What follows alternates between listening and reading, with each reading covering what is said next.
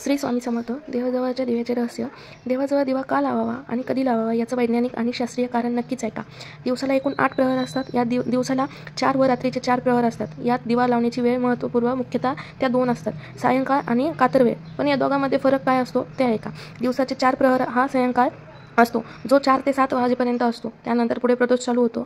सूर्य अस्ताची वेळ आणि सूर्य पूर्व अस्त झाल्यावर सायंकाळ व प्रदोष चालू होण्याच्या मधली वेळ हीच कातर वेळ असते, जी संध्याकाळी 6:45 ते 7:30 आहे. आणि हीच वेळ दिवा लावण्यासाठी योग्य सांगितली आहे. म्हणून आपले पूर्वज म्हणायचे 7च्या आत घरात. सकाळी सूर्योदयापूर्वी आणि संध्याकाळी सूर्यास्तानंतर 45 मिनिटाच्या 2 घटिकांच्या कालाला संधिकाल असे म्हणतात. संधिकाल हा वाईट शक्तींच्या आगमनाचा काळ. दिवे का लावावेत हे प्रथम लक्षात घ्यावे. दिवे लावणे म्हणजे अग्नीस आवाहन करणे. सूर्य मावळल्यानंतर वातावरणातील प्रकाश व ऊर्जा दोन्ही कमी होते. यामुळे जे जीवजंतू प्रकाशात टिकू शकत नाहीत असे जीवजंतू वातावरणात लगेच पसरतात, शरीरात प्रवेश करू शकतात व स्वास्थ्य बिघडू शकतात. वातावरणात सूक्ष्मजीव असतात, त्यांना आळा घालण्यासाठी ऊर्जेची आवश्यकता असते. सूर्य मावळल्यानंतर ती ऊर्जा सर्वत्र दिवे लावून मिळवता येते, म्हणून दिवे लावावेत. तसेच प्रकाशाची कमतरता भरून निघते. ही वेळ अत्यंत महत्त्वपूर्ण कारण बऱ्याचदा वाईट शक्तीचा त्रास हा तिन्ही सांजेच्या वेळेनंतरच होतो.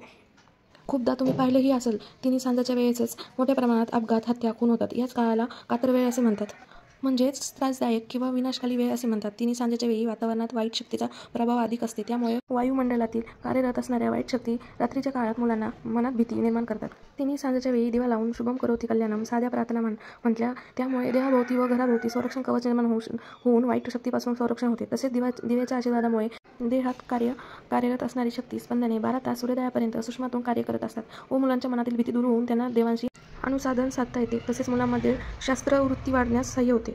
असे म्हणतात, दिवा लावल्यावर कुलदेवता, ग्रामदेवता या राखणदारासोबत फेरफटका मारतात व ज्या घरात दिवाबत्ती लावली जाते तेथे वास करतात व घरातील व्यक्तींना घरातील वाईट स्पंदनापासून संरक्षण करतात. तसेच कातर वेळ होताच ईशान्य दिशेकडून लक्ष्मी घुबडावर बसून येते व अनेक रूप धारण करून तिथे दिवा लावते, तिथे त्या घरात प्रवेश करते. म्हणून तर घुबड पक्षी हा सुद्धा कातर वेळेत बाहेर पडतो. कातर वेळ घुबड दिसला की समजून घ्यायची लक्ष्मी आजूबाजूला अदृश्य रूपाने वावरत आहे. एकमेकांच्यासारखे आहेत. त्या कातर वेळी एकमेकांची गप्पा मारतात. म्हणून कातर वेळी तुळशीजवळ दिवा लावला जातो.